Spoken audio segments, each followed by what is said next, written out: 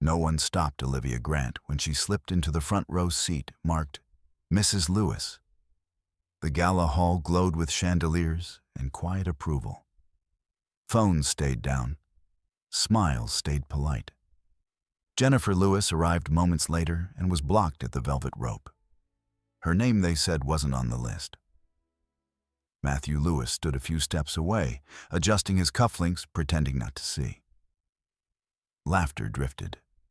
Someone whispered. Someone filmed. At the edge of the room, a lawyer closed a folder. Backstage, a program refreshed. The host lifted the microphone. Stay with this story. Don't look away before the truth is spoken out loud. Tell us where you're watching from and what time it is there right now. This moment is global. And if you believe dignity doesn't need noise and justice doesn't rush, consider subscribing. Some stories unfold slowly, right up to the second they change everything. Jennifer Lewis learned long ago that silence was not weakness. It was a position. She stood just beyond the velvet rope, her hands relaxed at her sides, her posture unremarkable enough to be dismissed by anyone not trained to notice restraint. The security guard avoided her eyes, focused instead on the tablet in his hands, scrolling through a guest list that had been revised twice in the last hour. Somewhere behind her, heels clicked. Somewhere ahead, crystal glasses chimed. The gala continued as if nothing unusual had happened. Jennifer did not argue. She did not raise her voice. She did not explain who she was.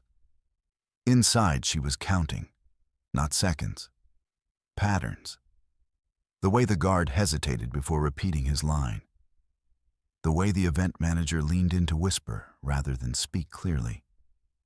The way Matthew, her husband of 8 years, kept his body angled away, as if orientation alone could absolve him of recognition. She had worn this dress before. Not this exact gown, but this kind, neutral, unremarkable, chosen to disappear under lighting designed for spectacle. She had learned early in her career that the loudest person in the room was rarely the one with authority. Power preferred the margins. Power liked to arrive last. The Lewis Meridian Group had been built that way. Jennifer remembered the beginning with uncomfortable clarity. The first rented office with the flickering fluorescent light. The first pitch meeting where she had been mistaken for an assistant and allowed to finish anyway, because no one else had shown up prepared. She remembered the spreadsheets assembled at midnight, the early negotiations with banks that wanted her vision, but not her face on the paperwork. She remembered deciding consciously to let the brand speak louder than her name. When Matthew entered her life, he had admired that about her. At least he said he did. He had called her strategic, measured, disciplined. He liked that she did not need to be seen. He liked that her confidence did not compete with his. At first, as Lewis Meridian grew, invitations followed. Panels, fundraisers, galas like this one. Matthew had been comfortable in those rooms, in ways Jennifer never pretended to be. He smiled easily. He shook hands without asking what someone wanted first. He understood that perception could be leveraged before substance ever arrived. Jennifer let him stand beside the logo, then slightly in front of it. She told herself it was efficient. She told herself it was harmless. The trust documents were clear. The ownership structure was airtight. The bank accounts were under a holding entity Matthew could not touch without triggering alerts. Daniel Brooks had seen to that years ago after Jennifer had asked him a single question over coffee. If someone mistakes access for ownership, how long before it becomes a problem? Daniel had answered with another question. How patient are you willing to be? Jennifer had been patient. Tonight was not an accident. The gala was being held at a venue Lewis Meridian owned outright, through a subsidiary that predated her marriage.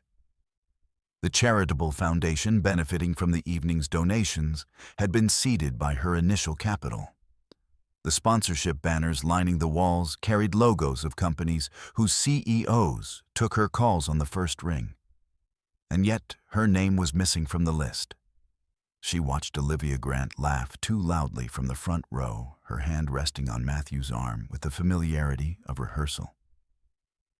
Olivia wore confidence, like a borrowed coat, elegant, but never quite tailored. She looked the way people look when they believe the story they've been told and see no reason to ask who wrote it. Jennifer did not blame her. Not yet. What interested Jennifer more was the speed of the shift. The way ushers responded instantly to Matthew's nods. The way a placard reading Mrs. Lewis had been printed, placed, and defended without anyone confirming who had authorized it. Systems revealed themselves most clearly when they failed quietly. She took out her phone not to film, not to text, but to open her Notes app. One line was already there, time-stamped an hour earlier. List revised without owner approval. She added another. Public misrepresentation. Multiple witnesses. She slid the phone back into her clutch, just as Daniel Brooks appeared beside her, as if summoned by the thought. They moved faster than I expected, he said softly, not looking at her. So did you, Jennifer replied. Daniel's expression didn't change. He was wearing the same charcoal suit he always wore to events where his role was not meant to be visible. He carried no briefcase tonight, only a slim folder tucked under his arms and the edges worn from years of use. The email is queued, he said. Once it lands, it can't be unseen. Jennifer nodded. Not yet. They stood together in silence. To anyone watching, they might have looked like two late arrivals waiting for an opening in the crowd. To anyone listening closely, they would have heard nothing at all. On stage, the host rehearsed quietly with a stagehand. Jennifer recognized Evelyn Moore immediately. Evelyn had hosted 3 previous Lewis Meridian events and had never once deviated from a program without written confirmation. She was meticulous that way. Reliable. A professional who understood that her reputation depended on precision. Jennifer trusted precision. Matthew glanced over his shoulder, then just once. His eyes met Jennifer's for a fraction of a second before he looked away again. There was something unsettled in his expression, not guilt, not fear, but calculation. The look of someone who sensed a variable had changed, but could not yet identify which one. Jennifer felt no satisfaction in that moment, only a familiar narrowing of focus. She had not come tonight to be recognized. She had come to correct a record. The music dimmed. The lights shifted subtly, guiding attention toward the stage. Conversations softened into murmurs. Evelyn stepped forward, microphone in hand. Her smile composed her stance, grounded. Backstage, a tablet chimed. Daniel checked his watch. Jennifer did not. She knew exactly what time it was. Jennifer Lewis had never believed in accidents. Not in business, not in relationships, and certainly not in rooms this carefully curated. As the murmur of the gala softened into anticipation, her mind moved backward, not to escape the present, but to contextualize it. Every imbalance had an origin. Every public moment was built on a series of private decisions. Lewis Meridian Group had not been born glamorous. It began in a narrow office space above a dry cleaner in Pasadena, the kind of place where the windows rattled when trucks passed and the carpet never quite lost the smell of old paper. Jennifer had chosen it because it was cheap, quiet, and forgettable. She needed a place where ideas could take shape without interference. She had been 31, then newly separated from a consulting firm that praised her insights, but never promoted her name. She understood the pattern. Early people were happy to use her thinking, as long as it arrived detached from her identity. So she inverted the problem. She built a company that could operate without her face. Lewis Meridian specialized in strategic partnerships, connecting capital to causes, infrastructure to philanthropy, optics to outcomes. Jennifer understood how money moved when it wanted to appear benevolent. She also understood how quickly goodwill evaporated without structure. Banks tested her. Boards delayed her. Potential partners asked who stood behind her. She learned to answer without answering. The holding company came first. Then, the trust. Then the layered subsidiaries that allowed projects to scale without exposing the core. Daniel Brooks had helped her design it, not as a fortress, but as a system that required consent at every critical junction. You don't need walls, he had told her during one of their early meetings. You need checkpoints. Matthew Lewis arrived during the first expansion phase. They met at a donor reception Jennifer had attended, reluctantly standing near a coat rack and counting minutes. Matthew was charming in a way that didn't demand attention. He listened more than he spoke. He asked questions that suggested curiosity rather than ambition. When he learned what Jennifer did, he didn't ask how much she made. He asked what she was trying to fix. For a while, that mattered. They married quietly 2 years later. No press, no speeches. Jennifer kept her name not out of principle, but practicality. Lewis Meridian had already begun to stabilize, and changing signatures created complications she didn't have time for. Matthew didn't object. If anything, he seemed relieved. As the company grew, so did his presence within it, not formally at first. He attended dinners. He remembered names. He followed up with people Jennifer didn't have the bandwidth to charm. He became useful. When partners began addressing correspondence to him, instead of her, Jennifer corrected them. When Matthew was invited to speak on panels, she declined. She encouraged him. It seemed efficient, complimentary. But efficiency had a way of blurring boundaries. The first red flag had been small. A thank you email from a sponsor praising Matthew's leadership on a project Jennifer had overseen personally. She forwarded it to him with a simple note. Please clarify authorship next time. He apologized, said it was an oversight, said he'd fix it. The second time she didn't forward anything. She archived it. By the third, she began documenting. Jennifer was not suspicious by nature. She was procedural. Patterns mattered more than intent. And the pattern, once established, began to repeat with subtle variations. Matthew introduced himself as handling strategy. He accepted invitations without looping her in. He used phrases like, "We decided," when decisions had been made elsewhere. Still, the systems held. The bank accounts required dual authorization for transfers above a threshold he couldn't access. The legal documents limited his authority to representation, not ownership. The board's small deliberate answered to Jennifer alone. Until Olivia Grant appeared. Olivia entered Matthew's life the way many disruptions did, through proximity. She worked at a PR firm Lewis Meridian occasionally contracted for events. She was efficient, personable, and deeply attuned to perception. Jennifer noticed her first through an uptick in social media engagement. Matthew tagged more often, photographed more frequently, smiling in ways he hadn't before. Jennifer didn't confront him.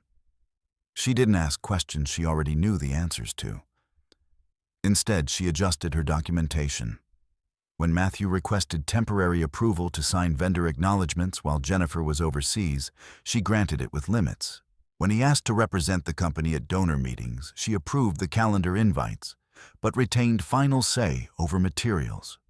What Jennifer did not anticipate was how quickly representation could be mistaken for reality.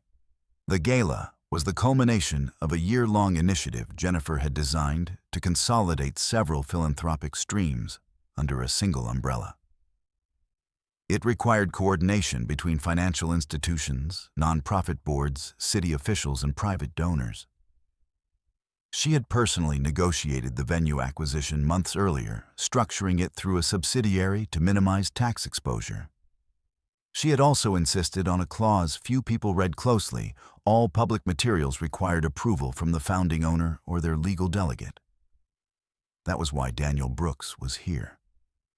The revised guest list had crossed his desk an hour before the event began.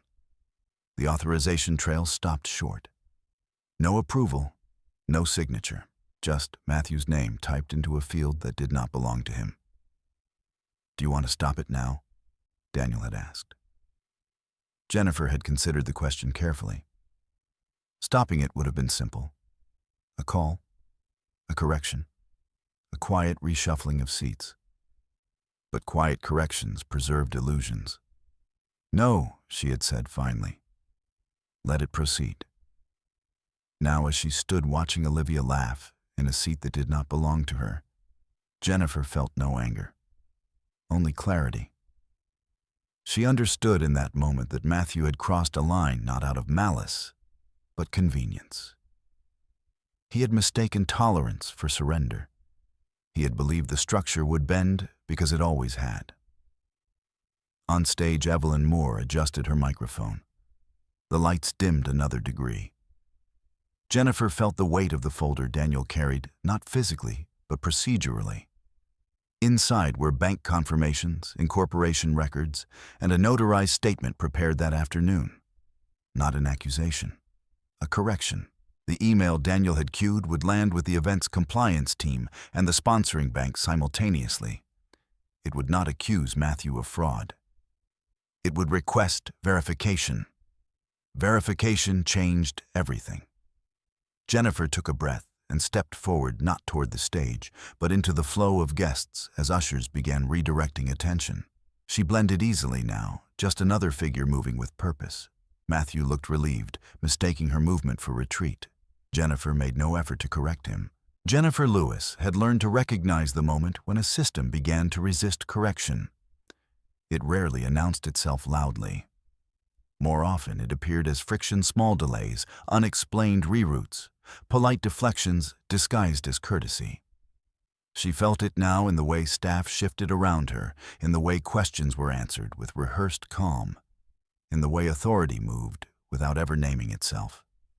She drifted toward the edge of the ballroom, close enough to hear the stage, but far enough to observe the machinery behind it. Event staff clustered near the control table, their headsets glowing softly, their voices low and clipped. A coordinator tapped at a tablet, frowning, then tapped again. Jennifer recognized that look. It was the expression of someone encountering data that contradicted expectation. Daniel Brooks appeared beside her once more, as unremarkable as ever. He didn't ask if she was all right. He didn't comment on Olivia's seat or Matthew's performance of ease. Instead, he spoke with the quiet precision Jennifer had come to trust. "The compliance team just opened the file," he said. "They're verifying the authorization chain." Jennifer nodded. "How long depends on how honest the paperwork is." Jennifer allowed herself the smallest exhale. This was the phase she understood best, the interval between assertion and proof. The place where posturing lost its advantage and process took over. Years earlier, she had insisted Lewis Meridian adopt internal controls that many startups considered excessive: dual signatures, segmented access, audit trails that logged not just actions, but attempts. Some partners had balked, calling it bureaucratic. Jennifer had smiled and explained that bureaucracy was only a burden to those who expected shortcuts. Matthew had agreed at the time. He had praised her foresight. Now those same controls were tightening quietly around him. Jennifer remembered the afternoon she had first noticed the irregularities. She had been reviewing quarterly summaries when a line item caught her attention: venue-related expenses routed through a personal card before reimbursement. The amount wasn't large, but the pattern was new. She had flagged it not to accuse, but to understand. The explanation had come easily. A scheduling mix-up, a rush, an oversight. She had accepted it. The second instance had been harder to ignore. A vendor confirmation signed digitally during a window when Jennifer knew Matthew had been traveling. The authorization timestamp fell outside his approved access window. That had triggered the first alert. Jennifer hadn't confronted him then either. Instead, she had called Daniel. What's the difference between misuse and misrepresentation? She had asked. Daniel had considered the question. Misuse is about money, he said. Misrepresentation is about authority. One costs more in the long run. Tonight, authority was being tested in public. On stage, Evelyn Moore began her opening remarks. Her voice carried smoothly across the room, practiced and calm. She spoke of generosity, of shared purpose, of the importance of stewardship. Jennifer listened carefully, noting where the language aligned with the written program she knew by heart and where it paused. There, a fraction of a second longer before the next line. Evelyn had received the update. Behind the scenes, a junior staffer approached the control table, whispering urgently. The coordinator's brows knit together as she scrolled. Jennifer caught a glimpse of the screen reflected faintly in a polished surface. An email header, the subject line partially visible. Request for verification. Lewis Meridian ownership. Jennifer's phone vibrated once. A silent confirmation. The email had landed. Daniel glanced at his watch. They'll escalate, he murmured. Bank compliance doesn't sit on these. Jennifer's gaze drifted to Matthew. He was leaning toward Olivia now, speaking too close, his smile fixed. She recognized the telltale signs of strain, the repeated adjustment of his jacket, the way his laughter arrived half a beat late. He sensed movement beneath the surface, but could not yet locate its source. Olivia, meanwhile, was enjoying herself. She waved to someone across the room, basking in recognition she assumed was permanent. Her confidence rested on a narrative that had never been examined. Jennifer understood how fragile that made it. She did not feel triumph. She felt responsibility. The control table erupted into quiet activity. Headsets crackled. A man in a dark suit, bank representative by the look of him, joined the cluster, his demeanor formal, his posture alert. Papers were exchanged. Screens were turned away from the public. Daniel stepped forward, then intercepting the bank representative with a practiced ease that suggested familiarity. They spoke briefly, their heads inclined toward one another. Jennifer watched as Daniel handed over the slim folder he had been carrying all evening. This was the point of no return. Inside the folder were documents Jennifer had reviewed herself earlier that day. Not copies, but originals where possible. Articles of incorporation bearing her signature. Trust documents establishing the holding entity's control. A letter from the bank confirming the account hierarchy and authorization limits. Nothing inflammatory, nothing editorial, just facts. The bank representative nodded once sharply and turned back toward the control table. Daniel returned to Jennifer's side. They're adjusting the sequence, he said. Host will introduce the founder first. Jennifer felt the weight of that sentence settle in her chest. Not fear, not anticipation, recognition. She had not planned to speak tonight. Even now, she did not intend to say much. Being introduced was not the same as making a statement. It was simply the correction of an error. Her thoughts returned briefly to the earlier years, to the choices she had made to stay unseen, to allow others to carry the banner of her work. Those choices had served her well. They had allowed Lewis Meridian to grow without distraction. They had protected her focus. But invisibility, she had learned, required maintenance. It demanded boundaries, and boundaries, when crossed, had to be restored deliberately. On stage, Evelyn concluded her opening remarks and paused. The room leaned in collectively, 100 conversations suspended in anticipation. The lights shifted again, subtly reframing the stage. Jennifer felt Daniel's presence beside her, steady and unobtrusive. Once this starts, he said quietly, it will move quickly. Jennifer nodded. It should. She straightened her shoulders, not in preparation for confrontation, but alignment. Whatever happened next would happen within the rules she had set long ago. Across the room, Matthew checked his phone and frowned. Olivia leaned toward him, asking a question Jennifer could not hear. Jennifer took a step forward, moving into the aisle that led toward the stage. Not rushing, not hesitating. Just on time. The aisle felt longer than it had earlier, not because of distance, but because attention had begun to gather along it.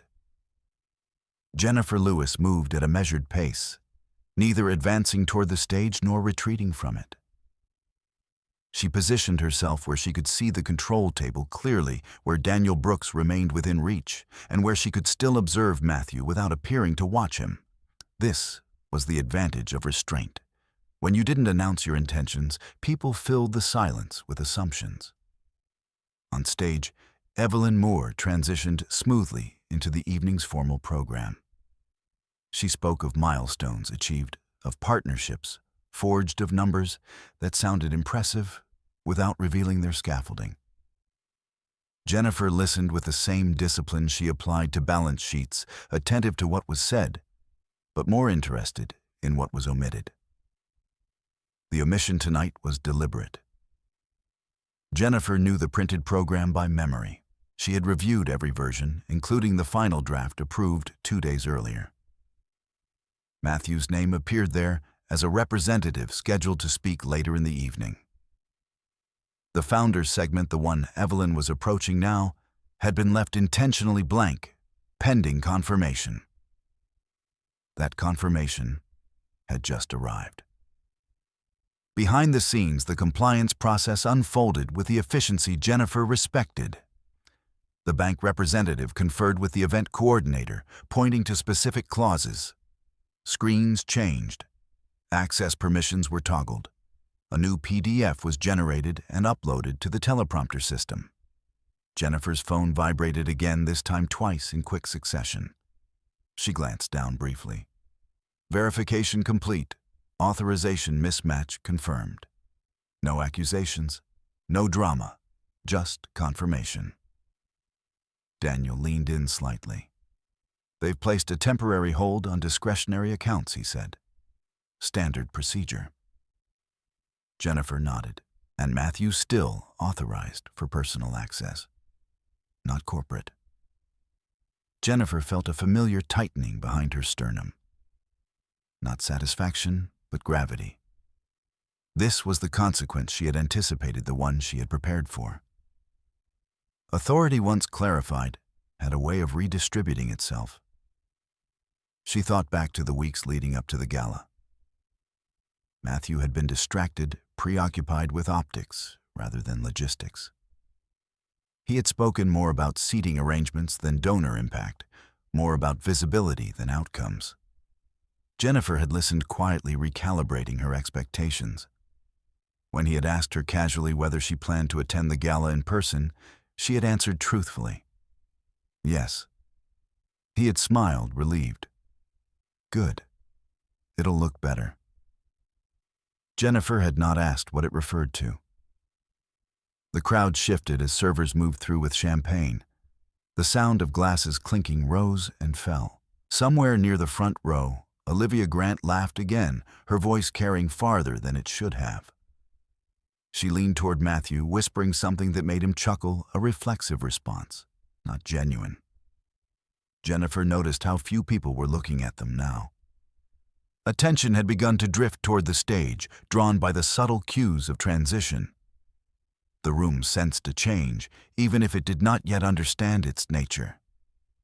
Evelyn Moore paused, one hand resting lightly on the podium. Jennifer recognized the posture, anchored, deliberate. Evelyn glanced down at the teleprompter, then up again, her expression composed but alert. Jennifer met her gaze briefly from across the room. Evelyn did not flinch. That more than anything else reassured Jennifer. Professionals recognized one another. Daniel straightened beside her. When she calls your name, he said quietly, you'll have about 30 seconds before questions start forming. Jennifer considered that. Then I won't give them anything to ask. Daniel smiled faintly. It was the closest he came to approval. On stage, Evelyn resumed speaking, her tone unchanged.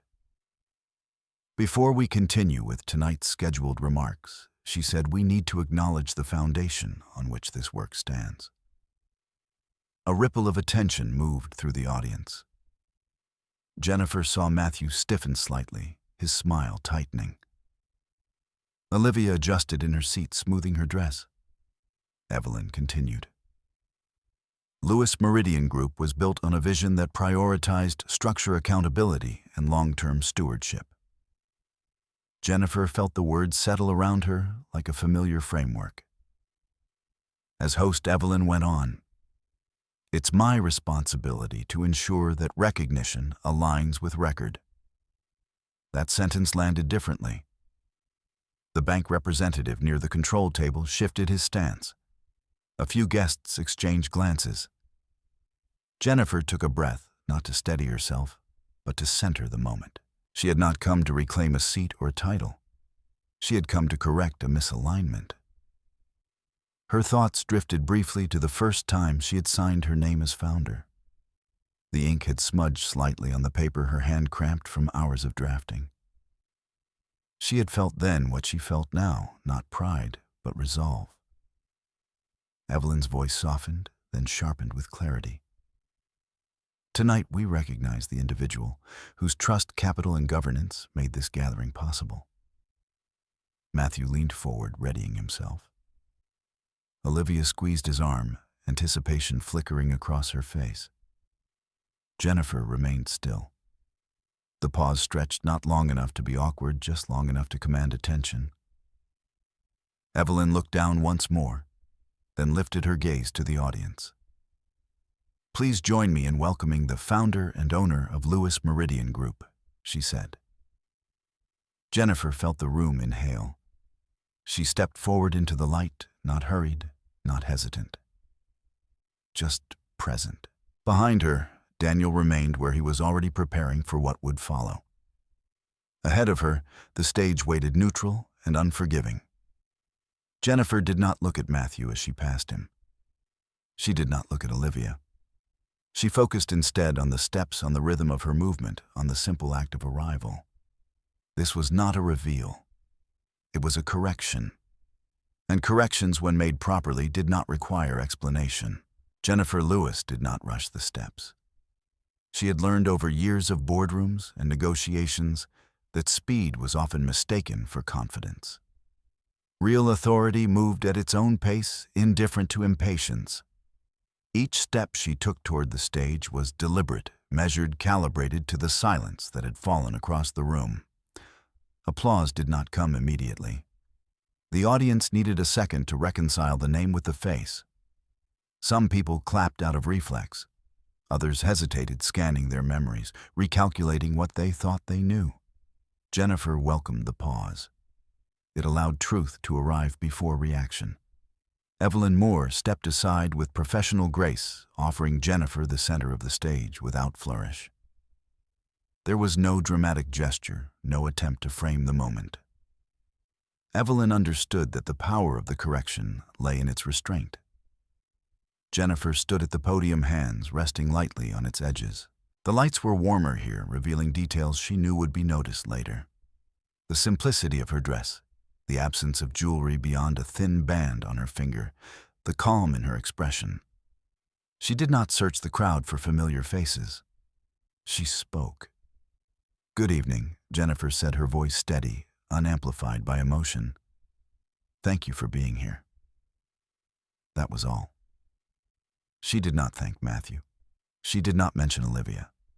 She did not explain the seating error or the confusion that had preceded her introduction. To do so would have turned the moment into a spectacle, and Jennifer had no interest in spectacle. Instead, she continued. This evening was designed to support work that outlives any one person in this room. I'm grateful you chose to be part of that. Her words were simple, but they carried weight because they aligned perfectly with the documentation now circulating quietly behind the scenes.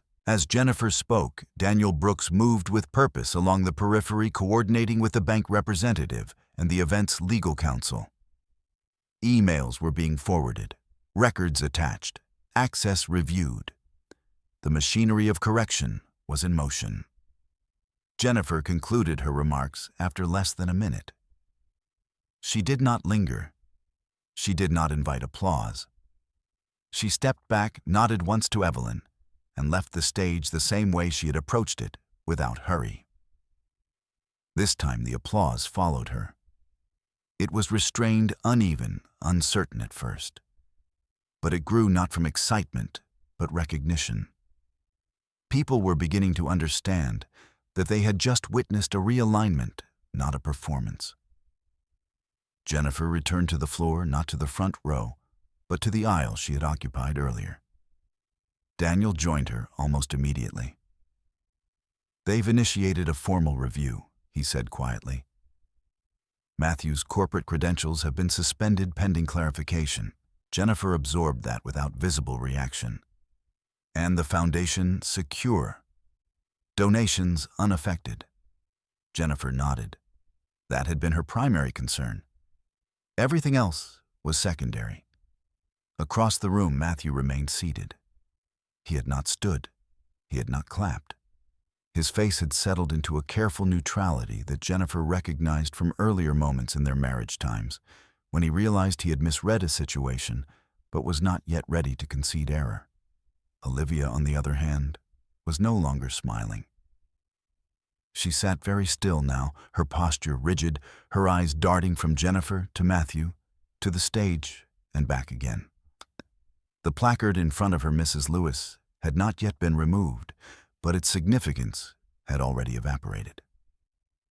It looked absurd now, an artifact from a story no longer being told. Jennifer did not look at it. Instead, she focused on the next step. "Will they ask her to move?" she asked Daniel, her voice low. "They'll offer," Daniel replied. Quietly, as if on cue, an event coordinator approached Olivia's row, bending slightly to speak near her ear. Olivia stiffened, then shook her head once. The coordinator persisted, gesturing subtly toward another section of the room. Matthew leaned toward Olivia, his jaw tight, his voice urgent. Whatever he said, it did not seem to comfort her. She stood abruptly, smoothing her dress with hands that were no longer steady. The movement drew attention. Conversations paused. Heads turned. Jennifer felt the weight of the moment not as triumph, but as consequence. This was the part she had known would be unavoidable. Public corrections, no matter how restrained, still produced visible effects. Olivia followed the coordinator down the aisle, her heels clicking sharply against the floor. She passed Jennifer without looking at her. Jennifer did not stop her. She did not offer explanation or apology. This was not about Olivia. Matthew remained seated for several seconds after Olivia left. When he finally stood, he did so slowly, as if testing the ground beneath him. He adjusted his jacket again, a habit Jennifer now recognized as a signal of internal recalibration. He approached Jennifer, stopping a careful distance away. "We need to talk," he said, keeping his voice low. Jennifer met his gaze calmly. "Not here." Matthew's eyes flicked toward Daniel, then back to Jennifer. "You didn't have to do this like this." Jennifer considered that statement carefully before responding. "I didn't do anything," she said. "I corrected a record." "That's not the same thing," Matthew said, his tone controlled but strained. "It is," Jennifer replied evenly. "It's just less comfortable." Daniel stepped slightly closer, not to intervene, but to be present. His presence was a reminder of process, of documentation, of everything that had brought this moment into being. Matthew exhaled slowly. "We'll discuss this later." Jennifer nodded. Through counsel, Matthew's mouth tightened. He hesitated, then turned away, moving toward the bar with an expression that suggested he was searching for something familiar to anchor himself. Jennifer watched him go, not with anger, but with a distant clarity that surprised even her. She felt no urge to explain herself, no need to soften the outcome. The systems she had built were doing exactly what they were designed to do. The gala resumed its rhythm gradually. Music swelled, conversations restarted. People adjusted to the new narrative with the efficiency of those accustomed to change. Within minutes, the room had absorbed the correction and moved on. Jennifer remained where she was, a quiet constant amid the recalibration. Daniel checked his phone again. "Board members are requesting a meeting," he said. "Tomorrow morning." Jennifer nodded. "Schedule it." And Jennifer paused just briefly. "He'll receive the same notice as everyone else." Daniel inclined his head. He understood what that meant. Jennifer glanced once more toward the stage where Evelyn Moore was already introducing the next segment of the program. Her voice smoothed her demeanor, unchanged. The evening continued intact. Correction complete. Jennifer took a glass of water from a passing server and held it without drinking. She felt the faint tremor in her fingers, now that the immediate tension had passed, not fear, but release. She allowed herself one quiet thought before letting it go. This was not the end. It was the point of return. The room adjusted faster than Jennifer expected. Within minutes, the gala reclaimed its rhythm, as if the correction had been a brief change in lighting rather than a shift in gravity. Servers resumed their paths. Conversations restarted with the same practiced ease that had once excluded her. People were skilled at absorbing new realities without acknowledging the moment they realized they'd been wrong. Jennifer stayed where she was, just off the main aisle, her posture unchanged. She watched recalibration happen in real time. It fascinated her, not because it proved her right, but because it revealed how quickly legitimacy rearranged behavior. A man who had once brushed past her now offered a polite nod. A woman who had laughed earlier now avoided her gaze. Neither reaction mattered. Jennifer did not catalog faces for later reckoning. She cataloged procedures. Daniel Brooks returned to her side, holding his phone at an angle that suggested incoming messages were stacking faster than he could open them. "Board members are coordinating," he said quietly. "They want a briefing before the markets open." Jennifer nodded. "Send them the verification packet." Already done. Jennifer appreciated that about Daniel. He did not wait for permission when the path was clear. She glanced across the room. Matthew stood near the bar, a glass in his hand he had not yet touched. He was surrounded by familiar faces, people who had praised his leadership minutes earlier. But the circle around him had loosened. Conversations leaned away, not toward. Smiles were shorter now. Questions were more cautious. Authority, Jennifer knew, was contagious until it wasn't. Olivia Grant had been reseated near the back, close enough to remain present, but far enough to no longer matter. She sat rigidly, her phone in her lap, her gaze fixed somewhere beyond the stage. The coordinator who had escorted her earlier now stood a careful distance away, as if proximity itself might imply endorsement. Jennifer felt no impulse to look longer. Olivia's role in this had already ended.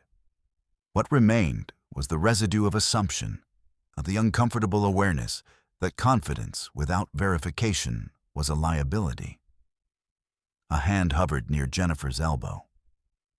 She turned to find a familiar face, one of the foundation's senior donors, a woman Jennifer had met years earlier in a conference room far from any gala.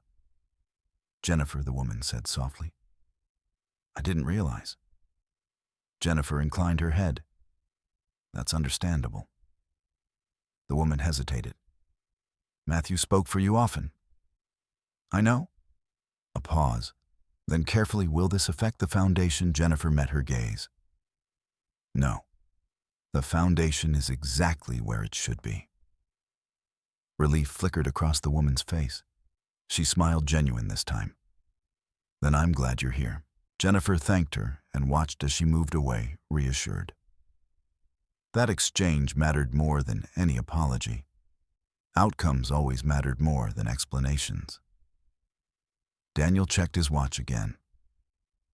"We should leave soon," he said, "if you want to avoid the post-event questions."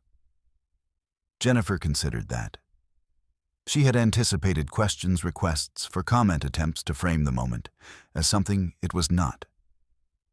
She did not owe anyone an answer tonight. "Yes," she said. 10 minutes. They stood together in silence again, watching the room. Jennifer's mind drifted briefly to the earlier days of her marriage, when she and Matthew had spoken in long stretches of uninterrupted conversation, mapping futures that now felt theoretical. She wondered when exactly he had stopped seeing the structure and started seeing only the spotlight. She wondered whether he believed even now that this was salvageable through explanation. She suspected he did. Her phone vibrated. A text from Matthew. "We need to clear this up. You blindsided me." Jennifer read the message once, then again. She did not respond. Daniel glanced at her screen, then away. He did not comment.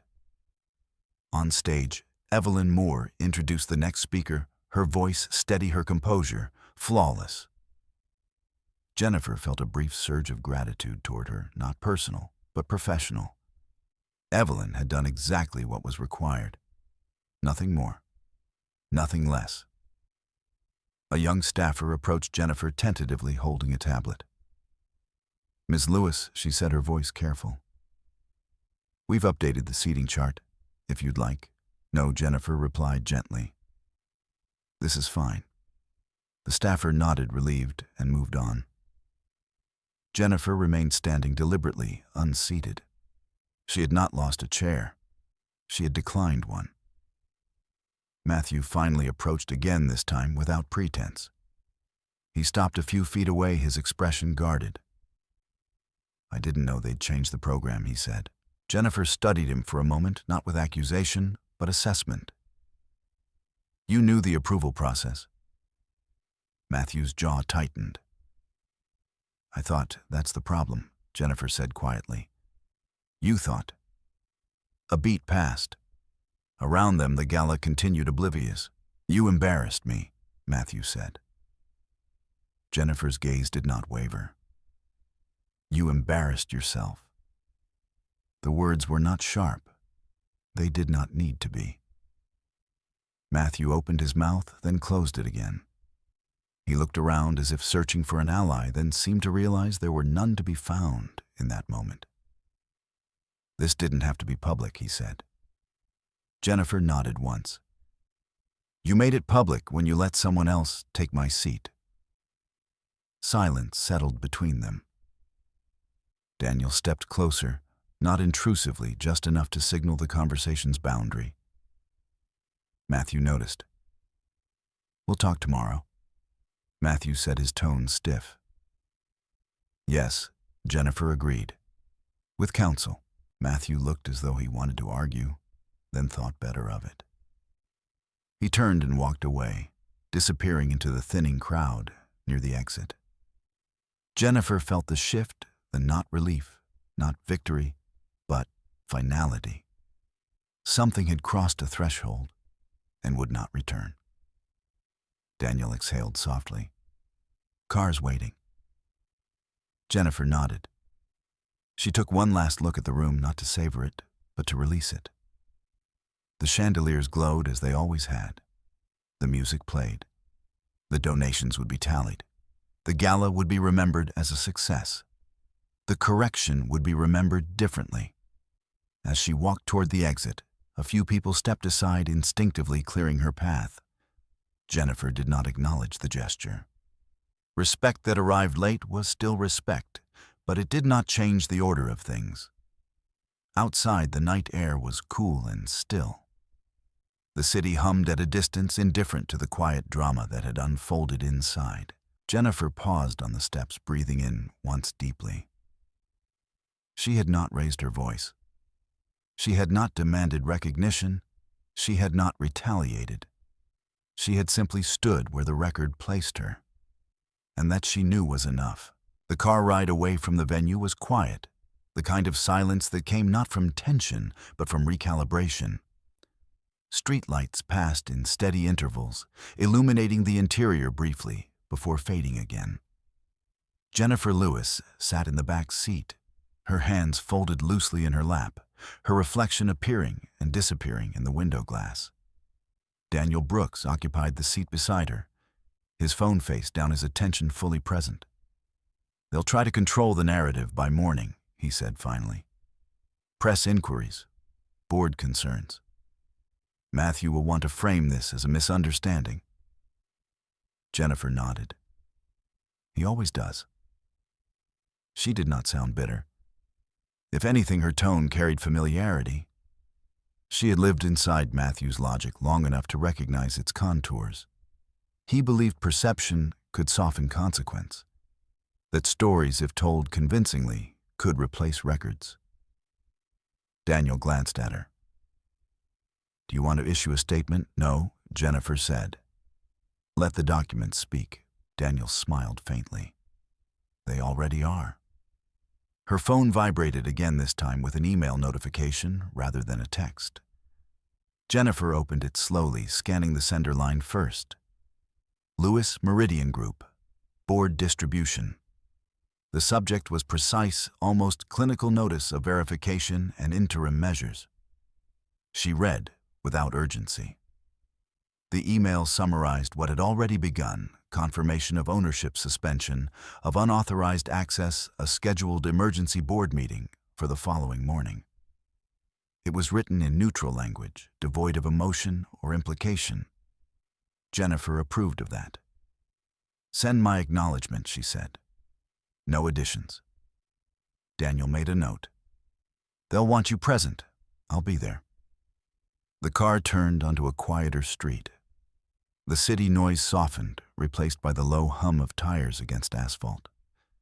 Jennifer felt the evening settling behind her, not as something unfinished, but something complete. When she arrived home, the house greeted her with the familiar stillness she had designed intentionally. No television noise, no waiting messages, just space.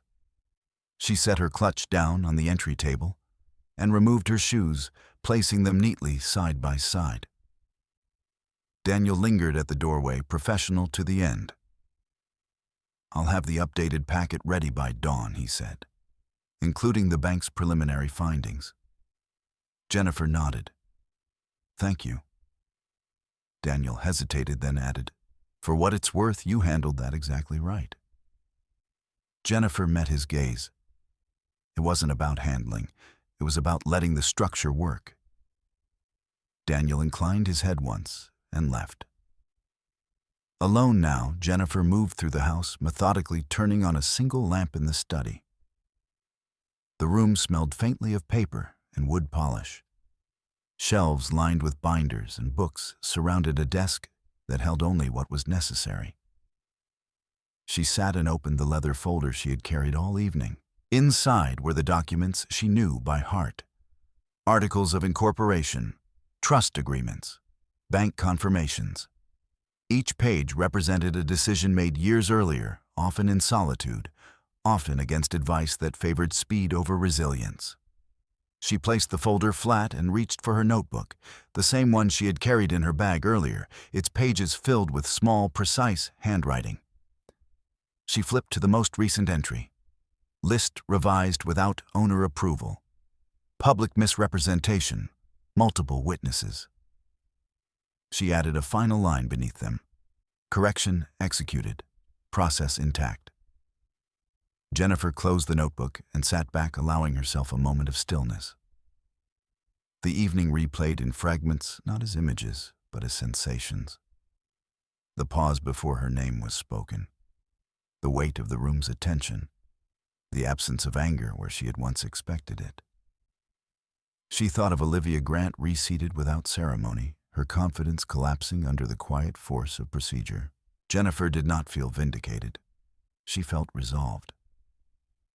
Olivia had been part of the system's failure, not its cause.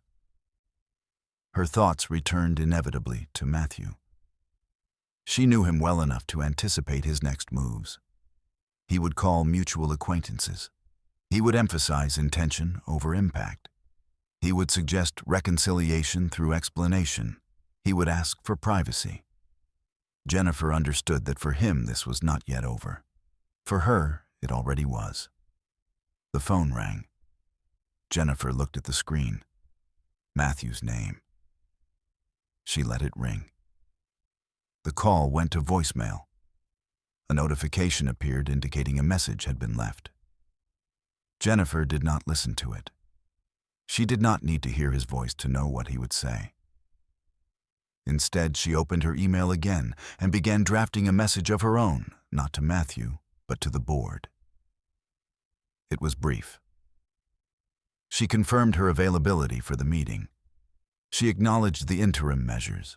She stated her expectation that governance would proceed according to existing bylaws.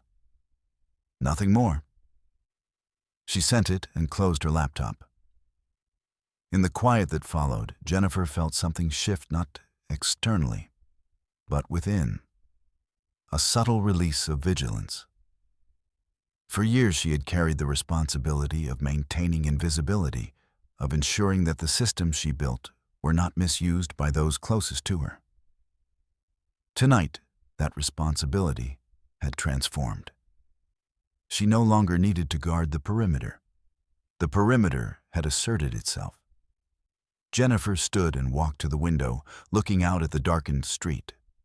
A few lights burned in neighboring houses. Life continued uninterrupted by gala schedules or board notifications.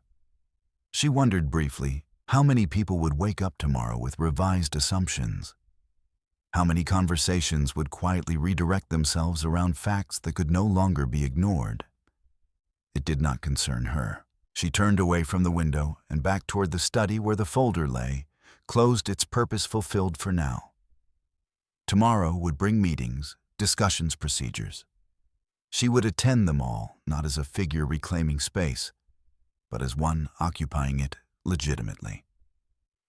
Jennifer turned off the lamp and headed upstairs, her steps unhurried. For the first time in a long while, she slept without reviewing contingencies. The system was awake. Morning arrived without urgency. Jennifer Lewis woke before her alarm and the light just beginning to filter through the curtains. She lay still for a moment, listening to the quiet hum of the house, noting the absence of tension in her body. The night had passed without interruption. No calls, no knocks, no sudden sense of unfinished business. That alone told her something had shifted. She rose dressed simply and made coffee the way she always did, precise measurements, unhurried movements. Routine grounded her. It reminded her that what had happened the night before was not an anomaly, but the natural result of years of structure. By the time she reached her study, her inbox was already active. There were messages from board members acknowledging the notice. Short professional replies. No speculation, no panic. Just confirmation of attendance and requests for agenda clarification. Jennifer appreciated that restraint. It suggested the board understood the gravity of process. Daniel Brooks arrived shortly after 8, carrying a slim briefcase and the same calm demeanor he had displayed the night before. He set his materials on the desk and waited for Jennifer to finish reviewing the latest correspondence. The bank completed its preliminary audit, he said when she looked up. No losses identified. But they flagged intent to misrepresent authority. Jennifer absorbed that. And Matthew, his access remains restricted. He's requested reinstatement pending explanation. Jennifer nodded. Which will be reviewed. Yes. They sat across from each other in the study, the morning light illuminating the edges of the desk. Daniel slid a document toward her. This is the timeline, he said. Guest list revision, seating authorization, public representation. Jennifer scanned it not for surprises, but for coherence. Everything aligned. Has he retained counsel? She asked. Daniel hesitated. Not yet. He asked if you'd be willing to talk first. Jennifer set the document down. No. Daniel did not press. He understood that boundaries once clarified could not be softened without consequence. The board meeting convened remotely at 9 sharp. Faces appeared on the screen, familiar, composed, attentive. These were people Jennifer had chosen carefully over the years. Individuals who valued governance over personality records, over reassurance. She greeted them briefly and waited. The chair began without preamble. We've reviewed the verification materials. Ownership is clear. Jennifer nodded. Thank you. We're concerned about the public nature of the misrepresentation, another member added. Not for reputational reasons, but procedural ones. As am I, Jennifer replied. Which is why I allowed it to surface through correction rather than concealment. There was a pause as that settled. One board member leaned forward. You anticipated this, Jennifer chose her words carefully. I anticipated the possibility of confusion. I prepared for it. No one asked why she had waited. They did not need to. The timeline spoke for itself. The discussion moved methodically through next steps, formal revocation of Matthew's representative role. Notification to partners, reinforcement of authorization protocols. Jennifer contributed when necessary, but largely listened. This was not her meeting to dominate. It was her structure at work. By the time the meeting concluded, the path forward was clear. Daniel closed his laptop and stood. That went as well as it could. Jennifer nodded, because it followed the rules. As Daniel gathered his things, Jennifer's phone buzzed again. Another message from Matthew. I've spoken to the board chair. We need to talk before this escalates. Jennifer read it without emotion and set the phone face down. Do you want me to respond? Daniel asked. No, Jennifer said. Let the process respond. Daniel studied her for a moment, then nodded. I'll coordinate with the bank and circulate the updated authorizations.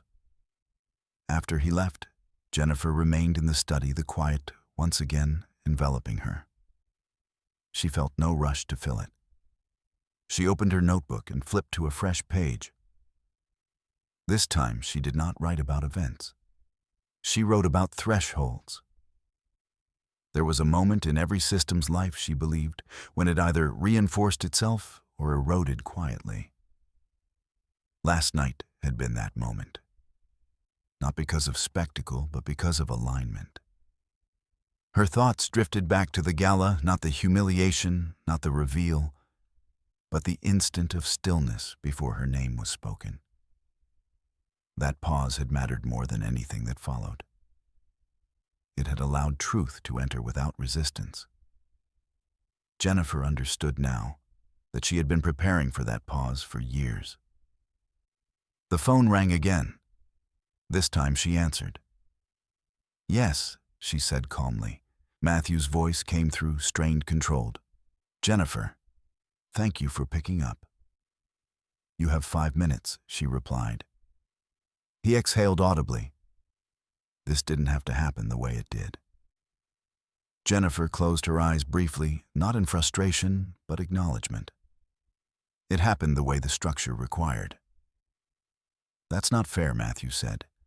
I was representing us. You were representing yourself, Jennifer corrected, without authorization. A silence followed, heavier this time. I made a mistake, Matthew said finally. But this was public. It was public because you made it.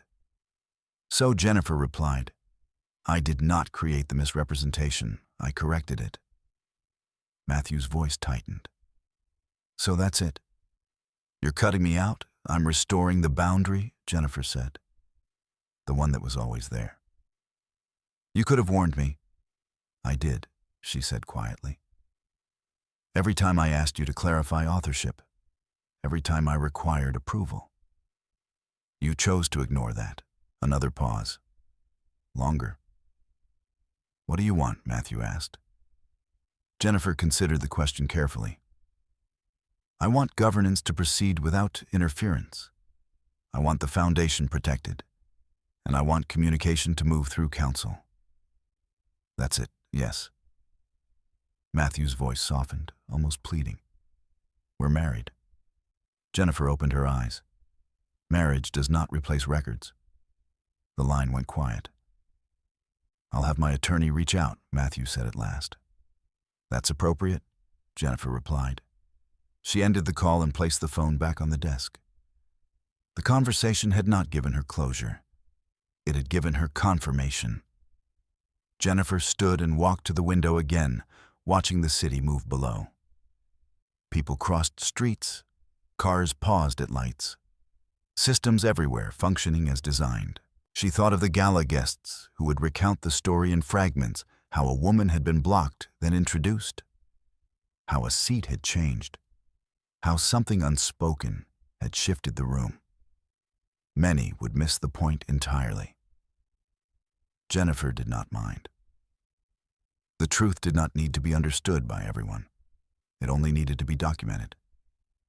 She returned to her desk and began preparing for the next phase, not emotionally, but procedurally. Notifications, signatures, transitions. The work continued, and for the first time it continued without pretense. By midday, the recalibration had reached beyond Lewis Meridian's internal structure. Jennifer Lewis noticed it first in the tone of incoming emails. The language had shifted, less tentative, more precise. Partners who once framed messages around Matthew's availability now addressed her directly, referencing clauses, timelines, deliverables. The organization was remembering itself. She did not correct anyone. She did not announce the change. She let it happen. Daniel Brooks returned in the early afternoon with a consolidated update, the kind that separated noise from signal. He laid the documents out across the desk in deliberate order. Bank compliance finalized the interim report, he said. They've removed Matthew's discretionary access permanently. Any further role would require a new vote. Jennifer scanned the summary, and the foundation accounts unchanged, segregated, clean. She nodded. Good. Daniel hesitated, then added, there's something else. He slid another document forward, an email thread forwarded from the event's compliance office. It included timestamps, authorization requests, and a single attachment, a brief audio clip flagged as part of the review. Jennifer did not open it immediately. What is it? Recorded exchange, Daniel said. Captured by the venue's internal system during the list revision. Matthew instructing staff to just make it work, and referring to you as not the priority tonight. Jennifer absorbed that without visible reaction. Is it admissible? Yes, Daniel replied. And unnecessary. Jennifer closed the folder. Then we don't use it. Daniel studied her. It would strengthen your position. My position doesn't need strengthening, Jennifer said. The records already hold. Daniel inclined his head. Understood. This was the line Jennifer refused to cross, the temptation to turn correction into punishment. She did not need to expose more than the structure required. Excess evidence often invited excess interpretation. Matthew's counsel reached out, Daniel continued. They're requesting a meeting. Today, if possible. Jennifer considered the request. She had anticipated this moment, not the specifics, but the inevitability of it. When authority shifted, those who lost it sought proximity to negotiation. Schedule it, she said. Tomorrow morning, here. Daniel nodded. Conditions, yes, Jennifer replied. Agenda in advance.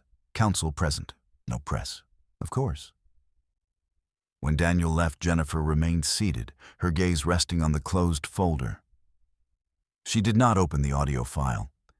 She did not need to hear her absence articulated to understand its impact. Instead, she opened a different file, one she had not touched in years. The original mission document she had drafted when Lewis Meridian was nothing more than a concept. The language was simple, almost stark. Purpose over personality. Structure before scale. Authority is a function of responsibility. She read the lines, slowly feeling the resonance between intention and outcome. This moment, the board meeting the gala. The correction had all unfolded within those parameters. Her phone buzzed again, this time with an unfamiliar number. Jennifer let it go to voicemail. The message arrived moments later. "Jennifer, this is Olivia Grant. I think there's been a misunderstanding." I didn't know Jennifer deleted the message without listening further. It was not unkindness. It was boundary. Late afternoon light stretched across the study as Jennifer stood and moved toward the window. Below, the city continued its patterns, indifferent to corporate realignments. She found comfort in that indifference. It reminded her that no matter how significant a moment felt, that it was still part of a larger continuum. She turned back to the desk and opened her notebook again. This time, she did not write. She simply rested her hand on the page, feeling the texture of paper beneath her fingers. The habit of recording had served its purpose. Now restraint served better. That evening, Jennifer attended a small, previously scheduled dinner with two nonprofit partners, an engagement she chose not to cancel. It took place at a modest restaurant far from the gala venue, the lighting soft, the atmosphere unassuming. No one mentioned the gala directly. They spoke instead of funding cycles, impact metrics, and long-term goals. Jennifer contributed thoughtfully, asked questions, listened. At one point, one of the partners leaned in and said quietly, "I saw you last night." Jennifer met her eyes. "Yes." "I didn't understand what was happening," the woman admitted. "But I could tell it mattered." Jennifer smiled faintly. It mattered to the work. The woman nodded, satisfied. When Jennifer returned home later that night, she felt a familiar fatigue settle in, not emotional, but cognitive, the kind that followed sustained focus. She welcomed it. Before bed, she reviewed the agenda Daniel had forwarded for the following morning's meeting. It was concise scope of representation, transition terms, governance, reinforcement. No personal grievances, no narrative framing. She approved it without comment. As she turned off the lights, Jennifer considered what tomorrow might bring. There would be arguments, no doubt. Appeals to history. Attempts to blur lines. Matthew would likely emphasize intent shared past the language of partnership. Jennifer would respond with process. She slept soundly. Morning arrived with clarity. Daniel was already present when Matthew and his attorney arrived precisely on time. They took their seats across the desk, the air between them formal measured. Matthew looked tired. His suit was impeccable, but the ease he once wore it with was gone. He avoided Jennifer's eyes, at first focusing instead on the papers before him. The attorney spoke first, outlining their position with practiced neutrality. There had been no intent to deceive, only miscommunication. Matthew sought reinstatement of a representative role, or at minimum, a phased transition. Jennifer listened without interruption. When it was her turn, she did not reference the gala. She did not mention Olivia. She did not invoke emotion. She spoke of bylaws, of authorization limits, of fiduciary duty. "This is not a removal," she said calmly. "It's a correction. The role you occupied exceeded its scope." Matthew looked up then. "After everything we built," Jennifer met his gaze steadily. "We built different things." Silence followed. The attorney attempted to interject, but Daniel raised a hand, not dismissively, but definitively. Jennifer concluded with a single sentence. "The organization will proceed as designed." There was nothing more to add. The meeting ended without resolution, but with clarity. Council would follow up. Documents would circulate. Time would do what it always did, separate what could be sustained from what could not. After they left, Daniel exhaled. That could have been worse. It wasn't about how it felt, Jennifer replied. It was about how it functioned. Daniel smiled just slightly. It functioned. Jennifer closed the door behind them and returned to her desk. The day awaited, full of tasks that required attention and decisions that demanded presence. She took her seat, opened her laptop, and began. The system moved forward. The days that followed did not blur together.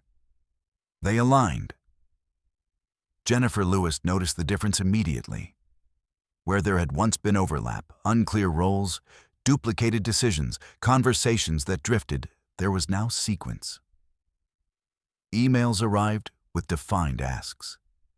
Meetings began on time and ended with action items that belonged to someone specific. Authority, once clarified, reduced noise. The board circulated formal notices to partners and sponsors phrased with deliberate neutrality. There was no mention of the gala beyond a brief reference to a procedural correction. No one asked for a statement. No one demanded an explanation. The institutions involved understood how these things worked. When verification replaced assumption, curiosity tended to fade. Jennifer spent the first morning reviewing contracts that had long sat untouched, not because they were flawed, but because they had been filtered through intermediaries. She read them now with a sharpened attention, adjusting language that had once been softened for convenience. She replaced phrases like "as represented by" with "as authorized by." Small changes, durable ones. Daniel Brooks checked in periodically, bringing updates without commentary. Bank confirmed final separation of access, he said at one point. Compliance closed the review. Jennifer nodded. Good. Another day, another update.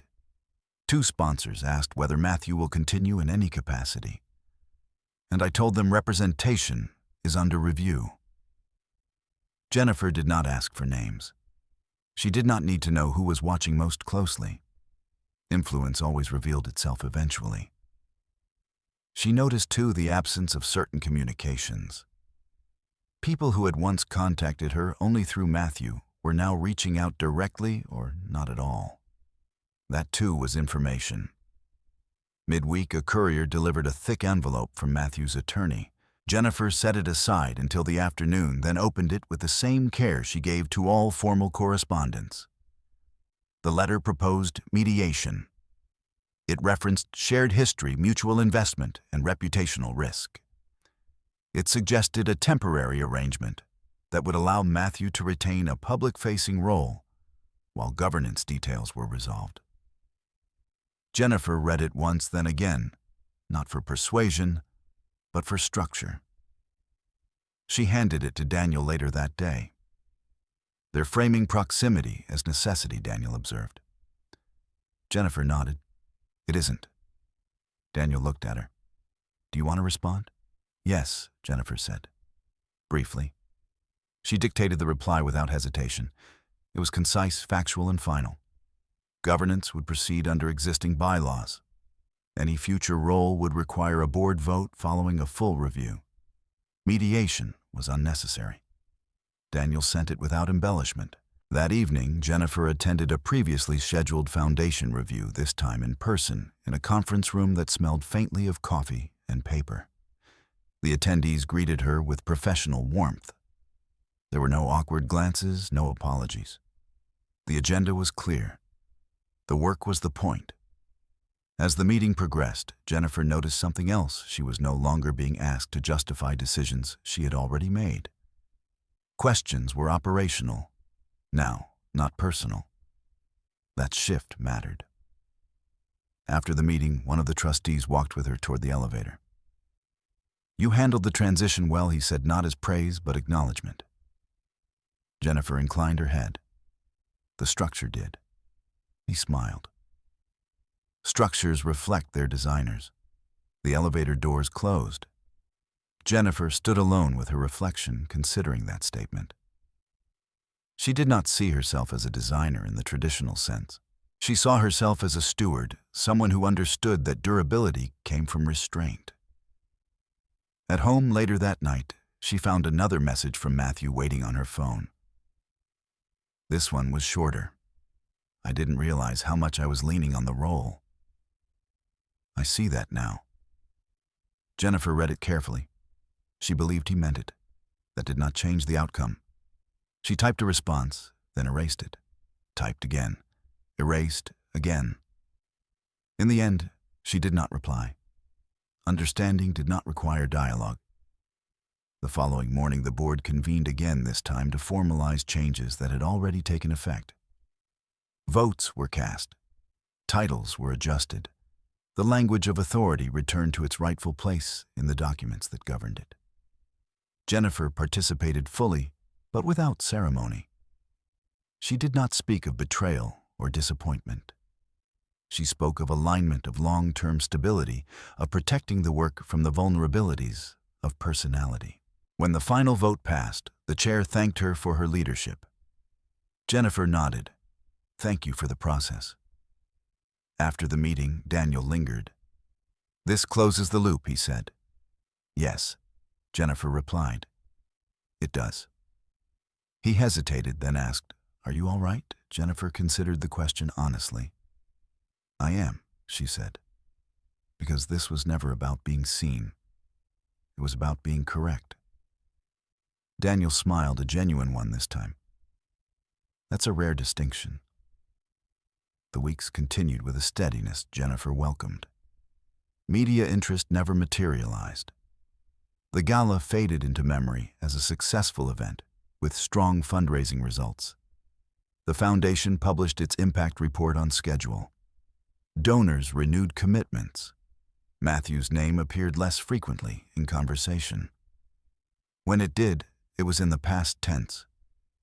Jennifer adjusted to the new rhythm with ease. She attended fewer events, delegated more, trusted the system she had built to carry itself. Her presence became intentional rather than assumed. One afternoon, she received a brief email from Olivia Grant. It was carefully worded, apologetic, without being defensive. Olivia acknowledged the misunderstanding and expressed regret for her part in it. Jennifer read the email once and replied with a single sentence. "I wish you well. No more, no less." She closed her laptop and sat back, allowing herself a moment of quiet reflection. She thought of the gala again, not the humiliation, not the applause, but the correction. The way truth had entered the room without force. The way systems, when allowed to function, restored balance without spectacle. Jennifer understood now that quiet strength was not the absence of conflict. It was the discipline to resolve it without excess. As evening settled in, she took a walk through her neighborhood, the air cool, the streets familiar. She passed houses where lights glowed warmly behind curtains, where dinners were being prepared, where life continued in small, ordinary ways. No one recognized her. No one needed to. She returned home as the sky darkened, feeling neither victorious nor diminished, just aligned. The work remained. The structure held. And that, she knew, was the measure of justice done properly. The formal transition did not arrive with an announcement. It arrived with paperwork. Jennifer Lewis understood that this was how authority truly changed hands, not through speeches or headlines, but through signatures applied in the correct sequence, through registries, updated quietly, through access, revoked and reassigned without spectacle. On Monday morning, she reviewed the final execution packet from Daniel Brooks. The documents reflected what had already been decided. Matthew Lewis's representative role was terminated, effective immediately. Interim Communications Authority reverted fully to the founding office. All external correspondence would route through Jennifer or designated officers approved by the board. She signed where indicated, initialed where required, returned the packet without comment. By noon, the internal systems had updated. Calendars shifted. Permissions reset. The organization adjusted its posture almost imperceptibly, like a body returning to neutral after compensating for an old injury. Jennifer felt no sense of conquest. What she felt instead was relief, the kind that followed precision, not vindication. She spent the afternoon in meetings that were notable for their simplicity. Discussions centered on timelines, compliance, and continuity. There were no veiled questions about the past, no cautious glances in her direction. People spoke to her directly now, not because she demanded it, but because the structure required it. That evening, she stayed late in the office alone. The building was quiet, the city outside dimming into evening. She turned off the overhead lights and worked by the glow of a desk lamp, reviewing a long-term plan she had drafted years earlier, but never fully implemented. It outlined a governance framework that reduced dependency on any single individual, herself included. She made notes in the margins, notes in the adjusted dates, circled sections that now felt urgent. Jennifer had always believed that organizations should outlast their founders. The events of the past weeks had only reinforced that conviction. Her phone buzzed once. Daniel. One more item, the message read. Matthew has vacated the shared office. Keys returned. IT confirmed. Jennifer stared at the screen for a moment, then set the phone down. She did not feel sadness. What she felt was finality. The office Matthew had occupied had been adjacent to hers, a symbolic closeness that once felt appropriate. She remembered the early days when they had worked side by side, laptops open late into the night, sharing takeout and ideas. Back then, proximity had meant collaboration. Over time, it had become something else. Now the space was empty. The following morning, Jennifer walked past that office without stopping. Facilities had already begun the process of reassignment. Neutral paint, standard furnishings, nothing personal left behind. The room looked as though it had never belonged to anyone in particular. That, she thought, was how it should be. Later that week, the foundation hosted a small internal briefing for partner organizations. No press, no donors, just administrators and program leads. Jennifer attended not as a speaker, but as a listener. At the end of the session, one of the younger staff members approached her hesitantly. "I just wanted to say," the woman began, and then paused, choosing her words carefully. "Seeing how you handled everything, it made me feel like the rules actually mean something." Jennifer regarded her quietly. "They do," she said, "if we insist on them." The woman nodded, visibly relieved, and walked away. That moment stayed with Jennifer longer than any applause might have. It reminded her that leadership was not about being admired. It was about reinforcing trust in systems that protected people who had no interest in power games, only in doing their work well. That weekend, Jennifer returned to the house she had shared with Matthew for years to collect the last of her personal items. The separation agreement, already in progress through council, outlined clear boundaries. The house would be sold. Assets divided according to records that predated emotion.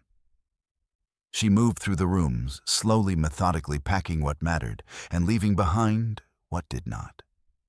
There were no dramatic discoveries, no hidden letters or forgotten mementos. Their life together had been orderly, even in its unraveling. In the study, she paused before a framed photograph from an early fundraising event. Matthew stood beside her, smiling broadly, his arm around her shoulders. She remembered the moment the photo had been taken, how she had leaned in, instinctively trusting. She removed the frame from the wall and placed it face down in a box. Not out of anger, out of completion. As she locked the door behind her, Jennifer felt the quiet certainty of someone closing a chapter that no longer needed revisiting. The following weeks unfolded with steady purpose. Legal processes advanced without complication. Matthew's counsel ceased attempts at negotiation once it became clear there was nothing to negotiate. The separation moved forward cleanly, guided by documentation rather than dispute. Jennifer's role within Lewis Meridian evolved subtly but decisively. She began mentoring senior managers more directly, not to centralize authority, but to distribute it responsibly. She insisted on redundancy in decision-making, on clarity in delegation. Power should never depend on silence, she told them, only on accountability. The Gala, by contrast, receded into abstraction. People referred to it occasionally, usually in vague terms. That night, things changed, someone might say, without specifying how. Jennifer did not correct them. One afternoon, she received a handwritten note from Evelyn Moore, the host. "Thank you for trusting the process," it read. "It's rare and appreciated."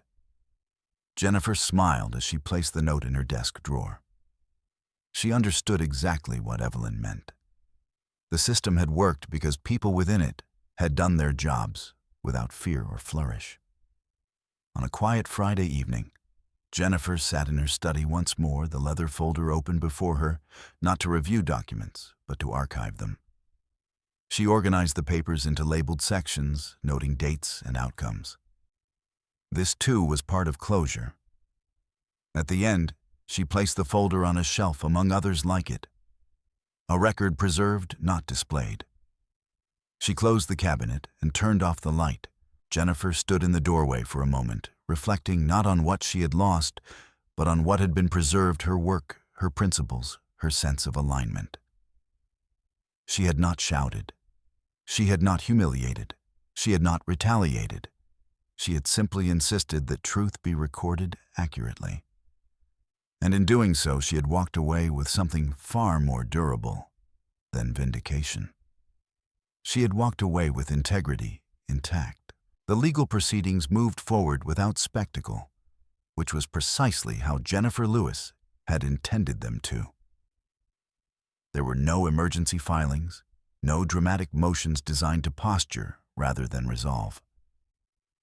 Instead, there were timelines measured, predictable, grounded in statutes and contracts that had existed long before emotions entered the equation. Jennifer trusted that rhythm. It allowed space for clarity without inviting chaos. Matthew's counsel submitted their formal response within the allotted window.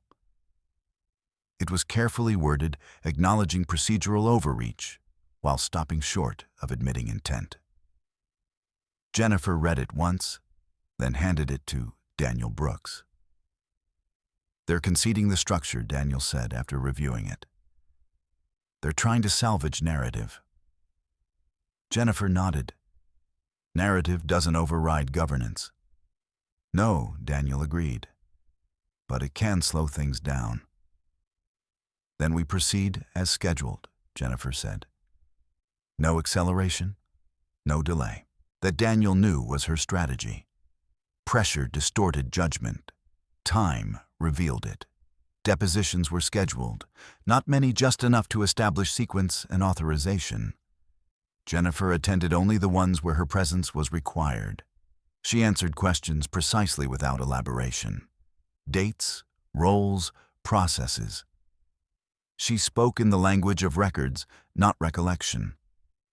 When asked about the Gala, she framed it exactly as it had been: a procedural correction prompted by verification. Nothing more. Opposing counsel attempted once to characterize the event as a public humiliation. Jennifer responded evenly. Public visibility does not equal public intent. The correction was necessary regardless of location. The question was not repeated. What followed was quieter still.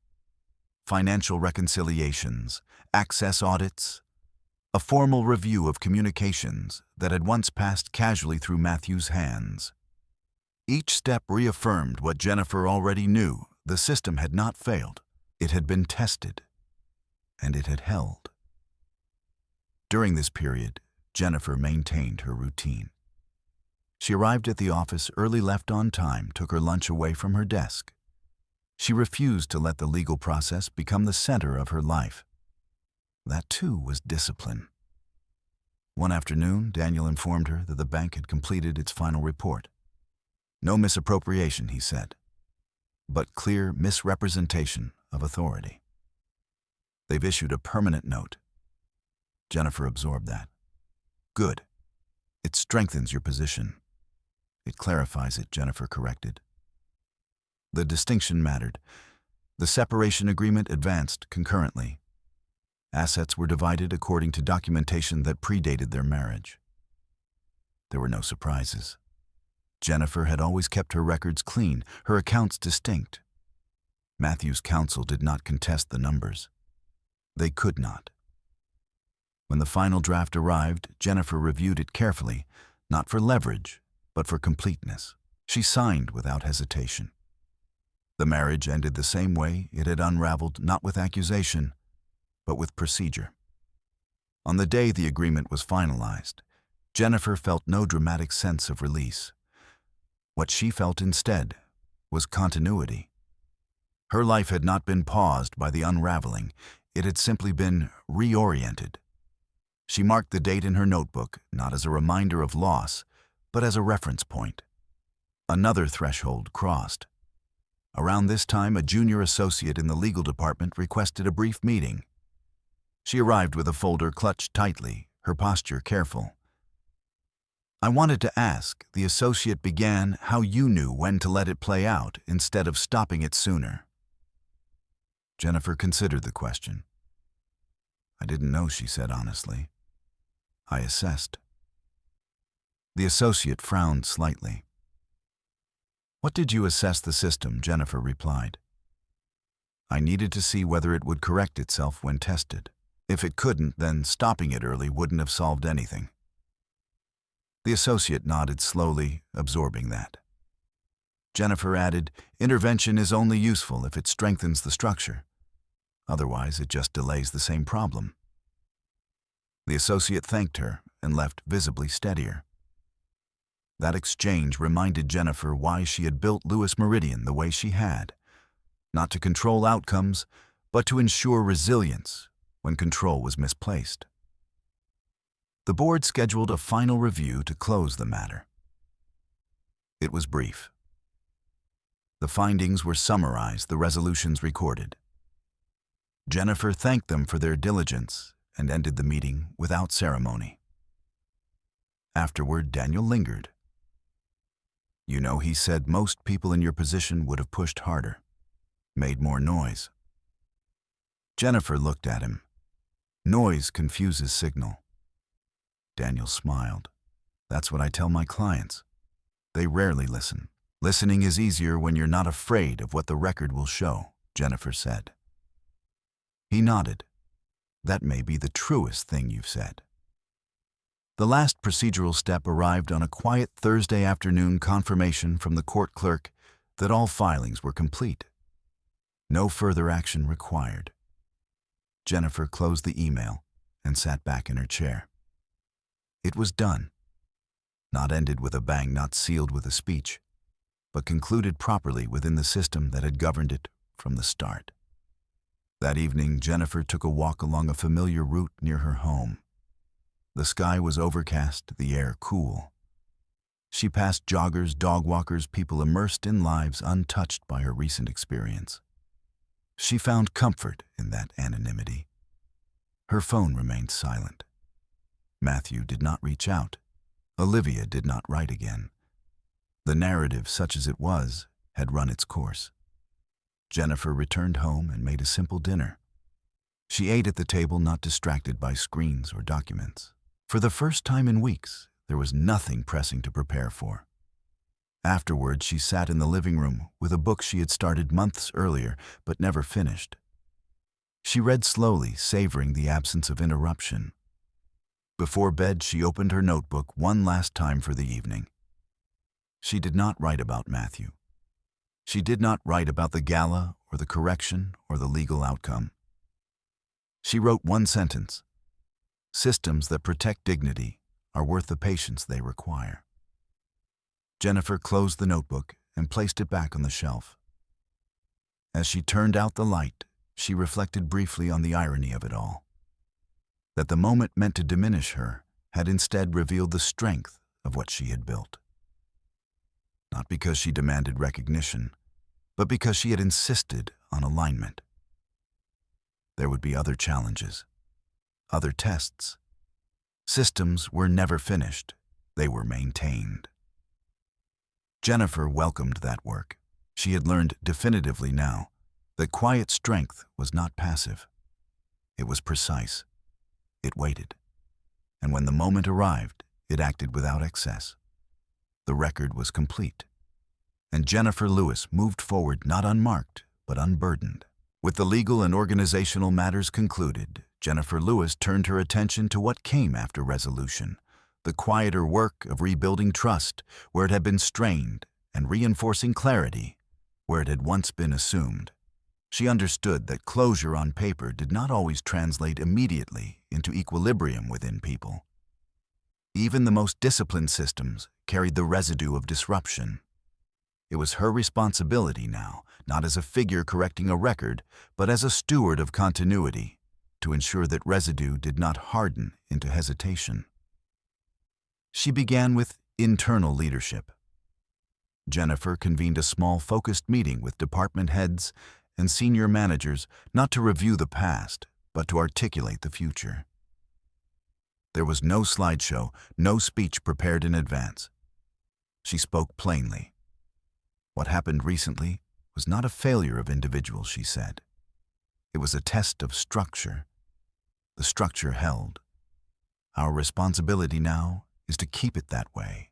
She outlined 3 principles that would guide operations moving forward: clarity of authority, redundancy of oversight, and documentation without exception. None of these were new.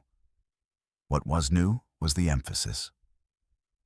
Silence should never be mistaken for consent, Jennifer added.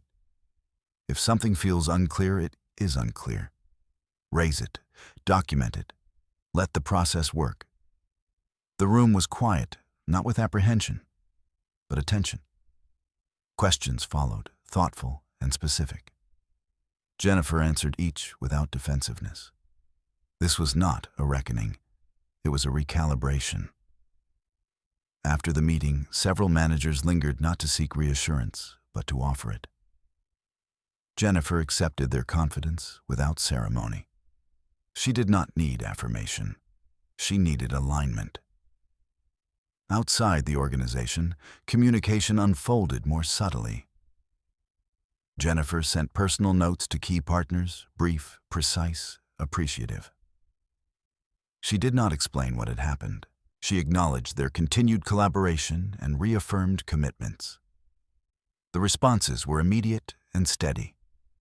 We value consistency. Glad to see governance reinforced.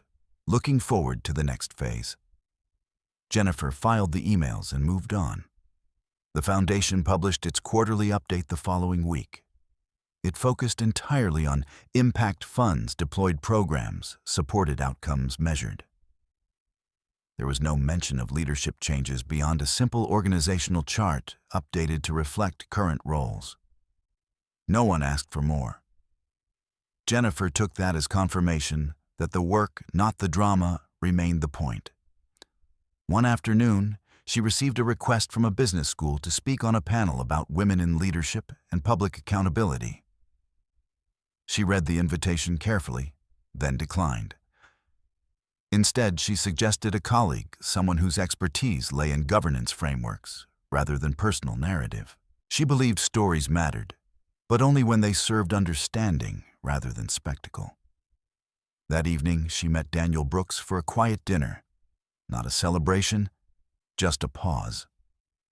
You could have turned this into a case study, Daniel remarked, as they waited for their food. People would line up to hear it. Jennifer smiled faintly. They'd hear the wrong lesson. And what lesson do you think matters? That systems should be designed to work when trust fails, Jennifer said. Not when it succeeds. Daniel nodded. That's not a popular message. It doesn't need to be, Jennifer replied. It just needs to be true. They ate in comfortable silence, the conversation drifting to unrelated matters, books, travel, a recent court decision that amused Daniel more than it should have. Jennifer appreciated the normalcy. It reminded her that the extraordinary moments in life were only meaningful insofar as they returned one to equilibrium. In the weeks that followed, Jennifer settled into a new rhythm, one that felt lighter not because responsibility had lessened, but because it had been clarified. She delegated more decisively. She trusted the leadership team she had cultivated. She spent less time monitoring and more time shaping. The work regained its momentum without the drags of ambiguity. Occasionally, she would encounter someone from the Gala, a fleeting recognition in a hallway, a polite nod at a conference. No one mentioned the night directly. It had become, as she suspected it would, a shared silence. Jennifer did not break it. One morning she received a final update from Daniel. The court had closed the file. No further proceedings. The record was sealed. She thanked him and archived the correspondence. That afternoon, Jennifer visited a project site associated with one of the Foundation's long-term initiatives. It was a modest building recently renovated, now serving as a community resource center. Children's voices echoed faintly from one room. In another, a meeting was underway. A program director greeted her warmly and gave a brief tour explaining how the funding had stabilized operations. "This wouldn't have been possible without the consistency you insisted on," the director said. Jennifer shook her head gently. It was possible because the structure allowed it. As she left the building, Jennifer felt a sense of quiet satisfaction, not pride, but alignment. The work was functioning as intended, insulated from the turbulence of individual missteps. That evening, she returned home earlier than usual and opened a bottle of wine she had been saving not for a celebration, but for a moment of acknowledgement. She poured a single glass and stood by the window, watching the city settle into night. Her phone buzzed once. A message from Matthew. "I'm moving out of the state next month. I wanted you to hear it from me." Jennifer read the message slowly. She felt no urge to respond immediately. The information did not require action. It was simply a notification, one that marked distance, not conflict. She typed a reply after a few moments. "I wish you well." She sent it and set the phone down. There was no further communication. In the quiet that followed, Jennifer reflected on the path that had brought her here, not just the recent weeks, but the years of disciplined choices that had prepared her for this moment. She had not built Lewis Meridian to prove anything. She had built it to endure. That endurance had been tested. It had held. Jennifer finished her wine and placed the glass in the sink. She turned off the lights and moved through the house with the ease of someone at peace with her decisions. Tomorrow would bring new challenges, strategic questions, resource constraints, decisions without clear answers. She welcomed them. What she would not welcome again was ambiguity where authority was concerned. That lesson had been learned thoroughly. As she prepared for bed, Jennifer glanced once more at the shelf where her leather folder rested among others like it. Each contained a story resolved through process rather than passion. She did not dwell on them. She turned out the light confident, not because she had prevailed, but because she had remained precise. The work continued, and Jennifer Lewis continued with it, quietly, steadily, and with her dignity intact. The final shift was not marked by a meeting, a filing, or a vote. It arrived quietly, in the absence of expectation. Jennifer Lewis noticed it one morning as she reviewed her calendar. For the first time in years, there was no entry carrying a disclaimer, no meeting designed to align narratives, no placeholder labeled pending clarification. The day was structured but not defensive, purposeful but not reactive. She closed the calendar and sat back, letting that realization settle. This was what stability felt like, not the absence of responsibility, but the absence of distortion. Jennifer spent the morning walking through the organization's offices, something she rarely did without cause. She stopped briefly at each department, not to supervise, but to observe.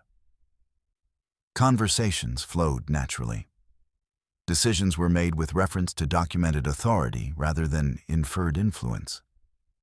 Questions were directed to the appropriate channels. No one looked over their shoulder. That mattered.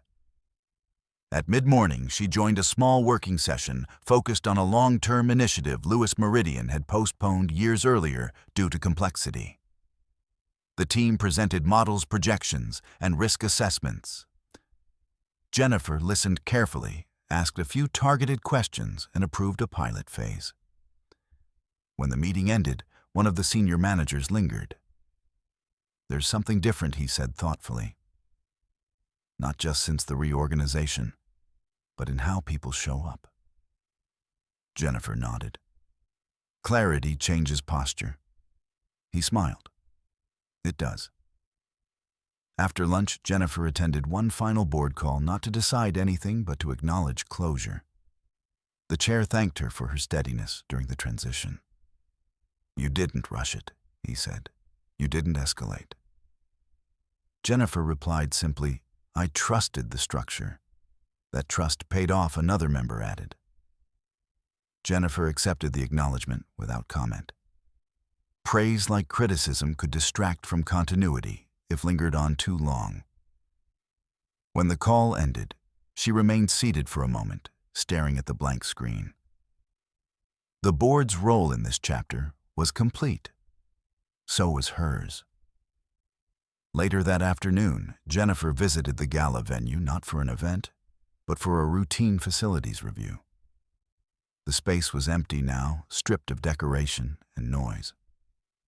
Sunlight filtered through tall windows, illuminating polished floors, where hundreds had stood weeks earlier. She walked the perimeter slowly, hands clasped behind her back. Here she had been blocked.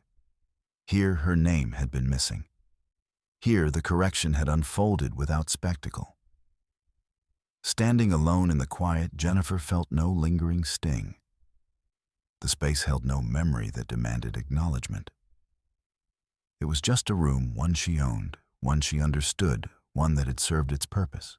She spoke briefly with the facilities manager, discussed minor maintenance items, then left without looking back. That evening, Jennifer returned home earlier than usual. She prepared a simple meal and ate in silence, savoring the unremarkable nature of the night.